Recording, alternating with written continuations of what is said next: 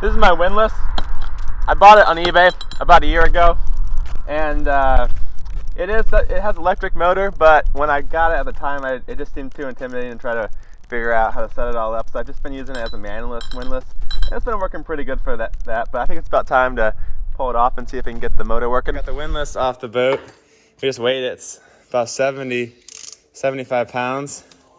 So I think this is aluminum, so most of the weight's probably in the motor.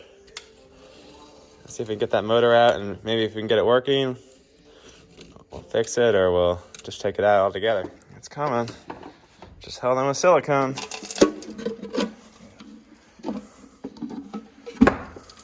One, two, three, 4, 5,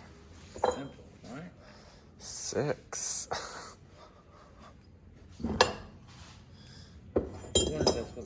And then we got 2 screws in there. Okay. Yeah. Okay. You watch it turn so you can verify that when I mark it. This way.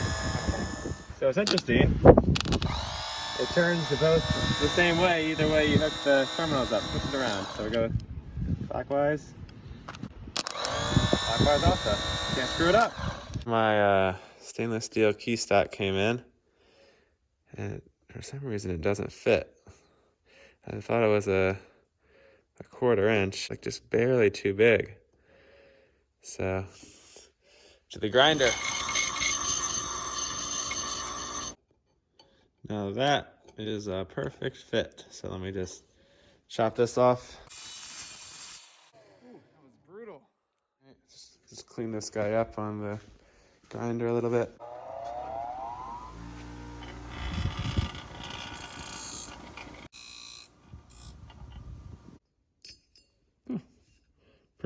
Perfect fit.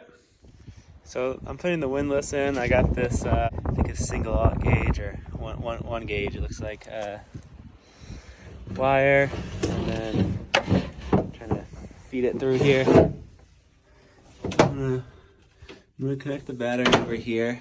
So in addition to the wires, we're gonna have to install a breaker and a solenoid and a little remote control switch. So I have no idea how this is supposed to work, but there's instructions somewhere. So I'm thinking my battery will go here, and then I can put these little gadgets up here. Should be a good spot for them.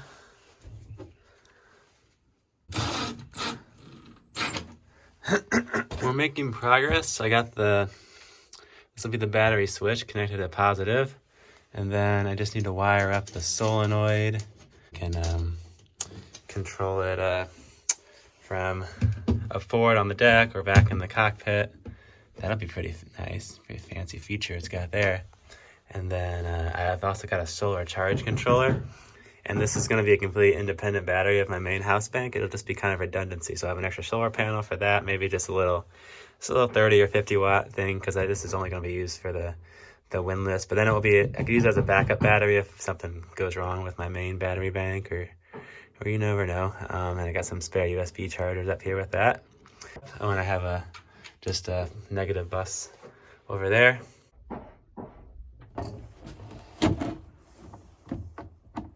That's a failure. Try again. All right, try number 2. Seems good.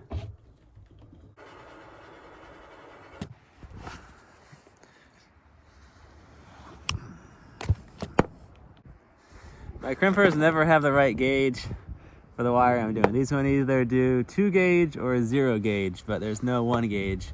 So then you end up with these kind of funky crimps, but it seems pretty strong, so that'll work.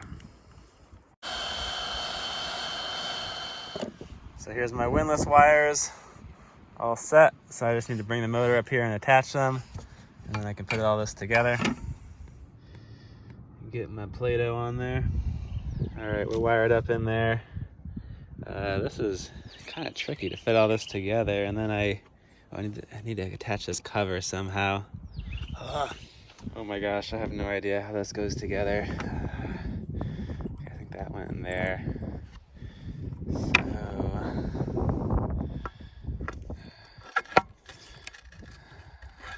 that has to go inside the motor first.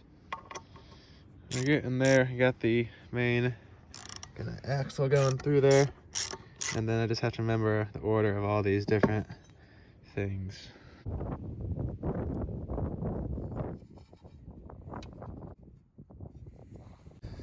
This has had some time to cure. Let's untie it.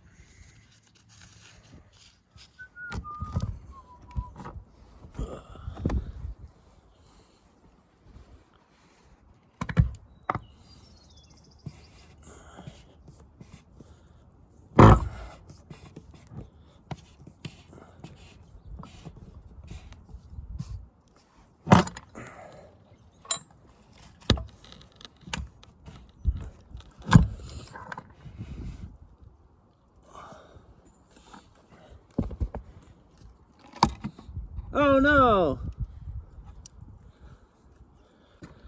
It didn't cure at all. Darn! It's had 24 hours. I thought that would have cured. Huh. That's weird. I wonder why it didn't cure.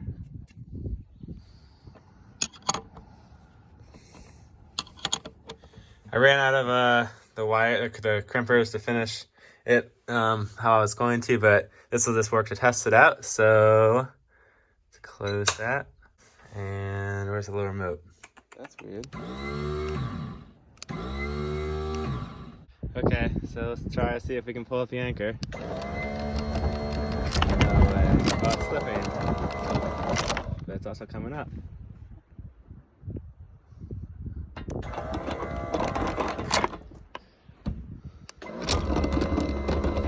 One of the cool things about this windlass is it's made for like a 50 or 60 foot boat. And I found it for 150 bucks on eBay and knew this particular model cost like $4,000. That's crazy. I was kind of skeptical it would work at that price, and that was including shipping from California to Florida. So it's a pretty sweet deal. But it seems to be working fine. So I think it was a pretty good find. And one of the reasons I want a windlass this big is, well, my anchor is sized for like a 50 to 60 foot boat also. And it never hurts to have anchor, you know, one or two sizes bigger than the manufacturer's recommendation. You definitely just, you know, sleep a lot sounder, or you can feel better going, leaving your boat places at anchor with this big anchor.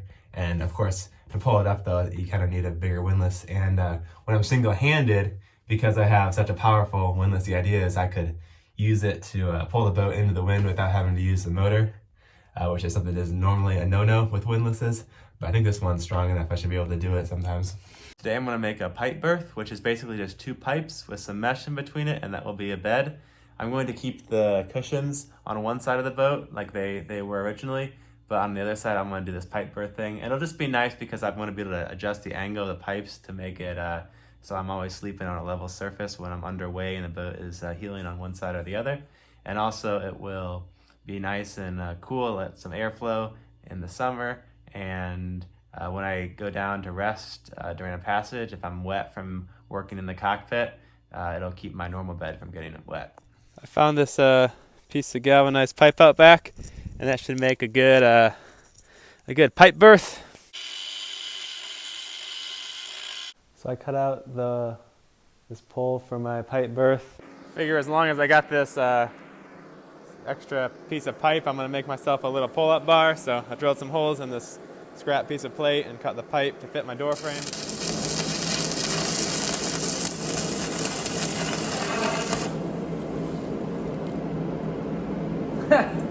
All right, not bad for my first stick weld.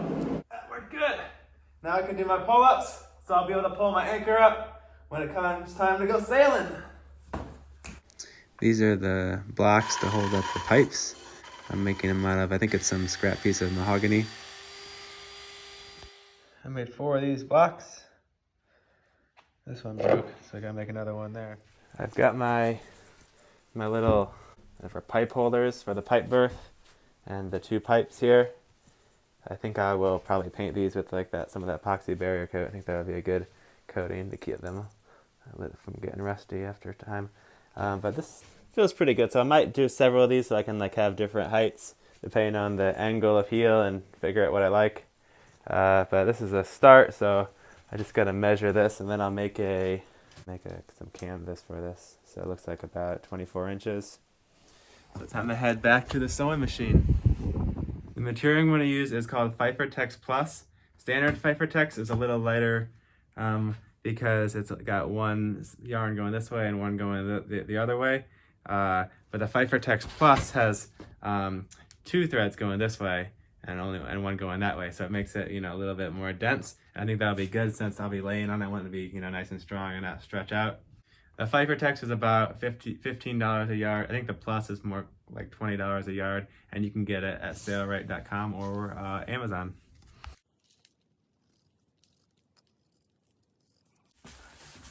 All right, I'm just gonna hem these edges.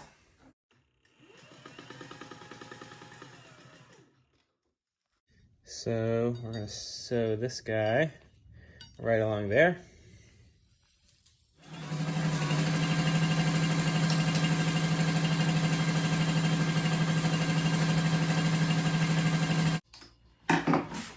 Okay, let's test this thing out.